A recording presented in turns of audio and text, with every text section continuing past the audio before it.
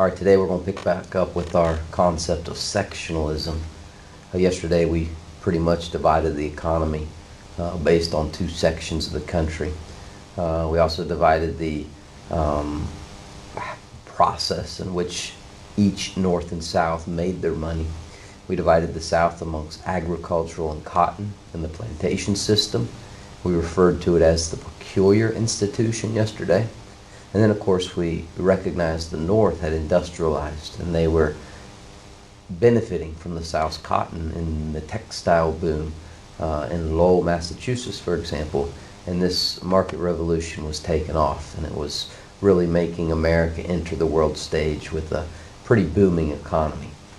We also know the federal government was intervening throughout the states with the American system. So we really are still on our developing different sections of the country, but yet we're still united as a country because we all share the same economy. And as we learned, cotton had a large component, or was a large part of that, for both sections of the country, whether it was the actual cotton in the South or the textiles in the North. That's what the economy was based on. Well, today we're going to begin with a pretty pivotal issue, and that is the expansion of slavery.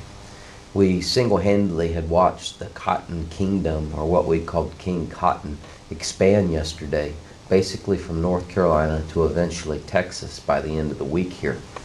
And in doing so, what that has done is that has added other representatives to the United States Congress who typically are pro-slavery or pro-Southern. The North has also done the same as it filled in that Northwest Ordinance territory.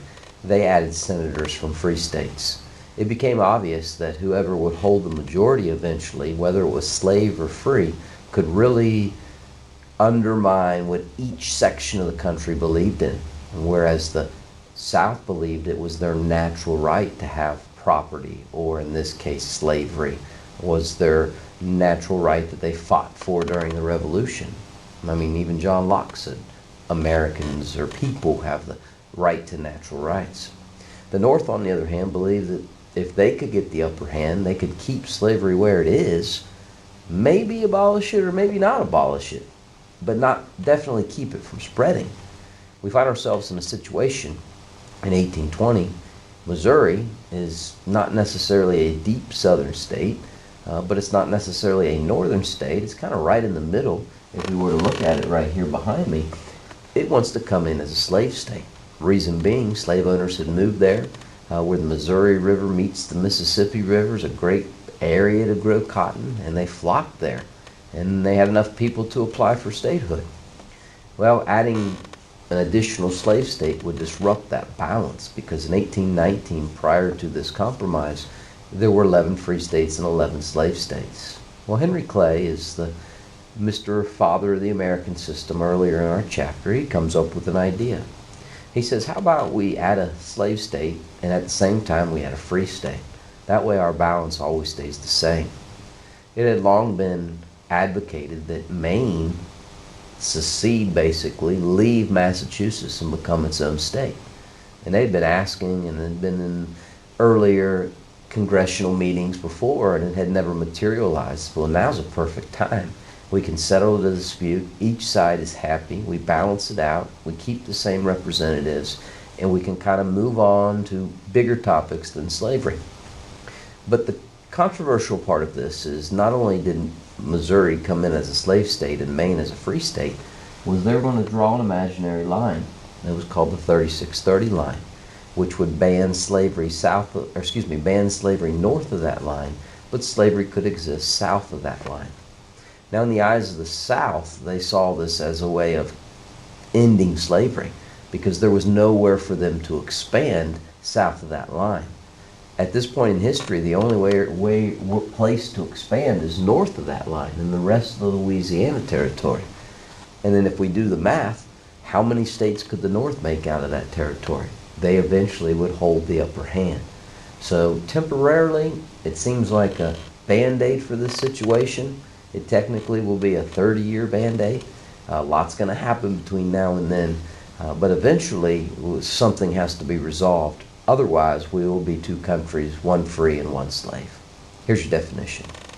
The Missouri Compromise added Missouri as a slave state and Maine as a free state to balance out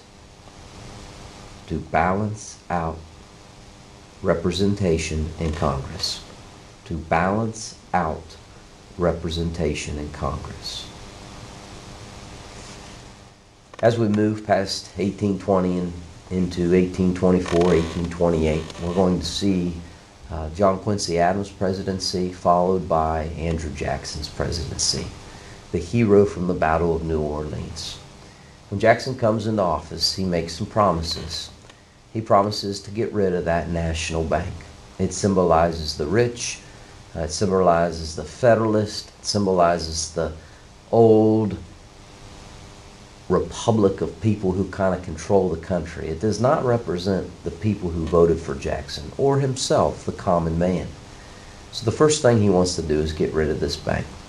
This is referred to as Andrew Jackson and the Bank War, as far as our term goes. The concept would be here that the bank would be dissolved and the stock or the money that's in the bank would be given back to the states, and the states who know their people best can divvy it out, spread it out amongst those within their states. That would benefit the common farmer, the common man in those states, where their states see it best spent. And he pushed it through, this idea to dissolve the national bank.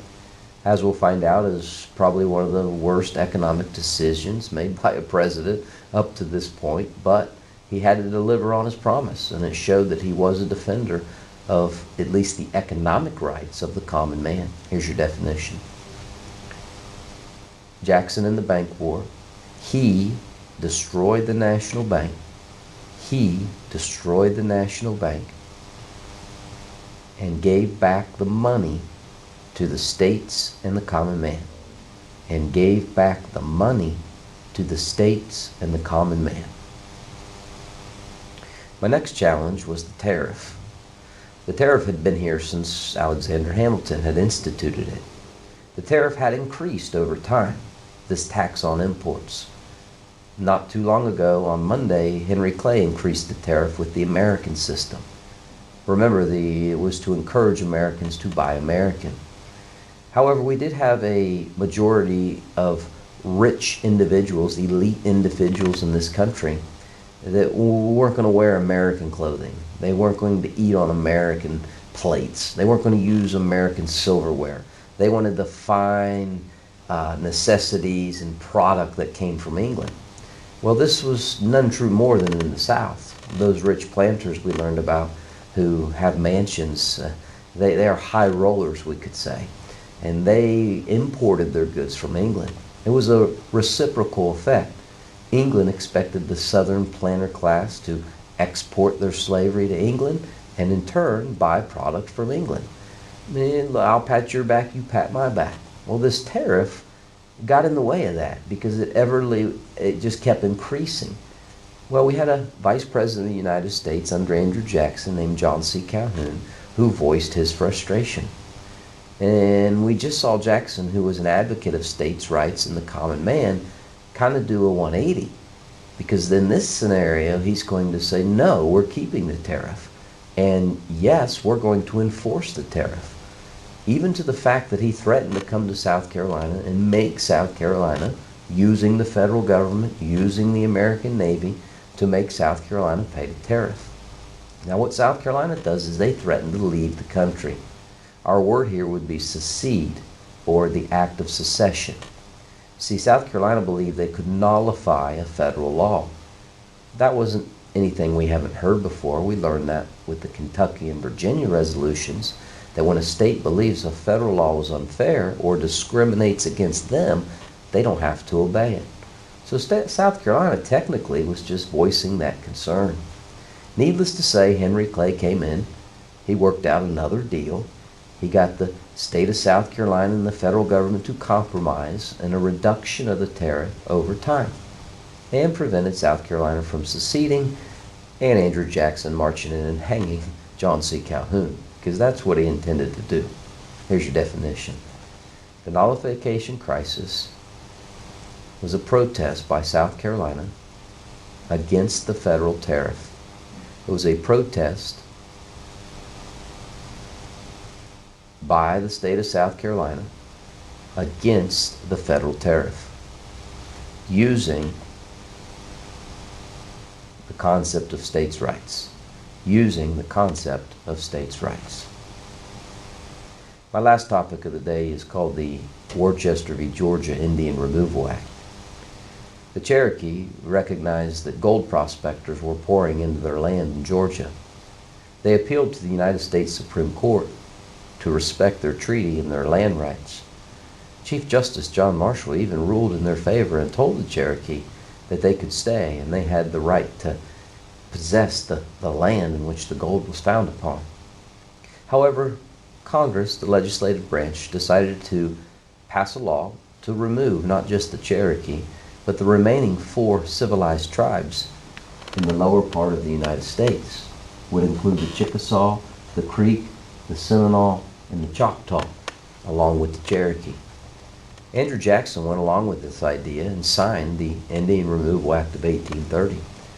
And they marched these natives to reservation land into today what we call Oklahoma.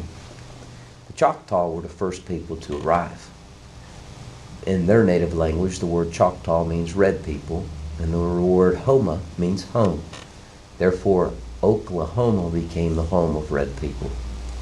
Unfortunately for the Cherokee, 4,000 of the 20,000 that were marched never made it to Oklahoma. They died along the way. It became known as the Trail of Tears. Here's your definition. Worcester v. Georgia and the Indian Removal Act of 1830 was a law passed by Andrew Jackson and Congress. Jackson signed it.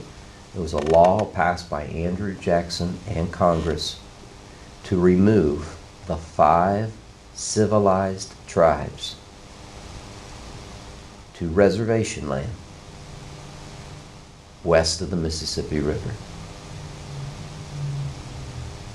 To move the 5 civilized tribes to reservation land west of the Mississippi River.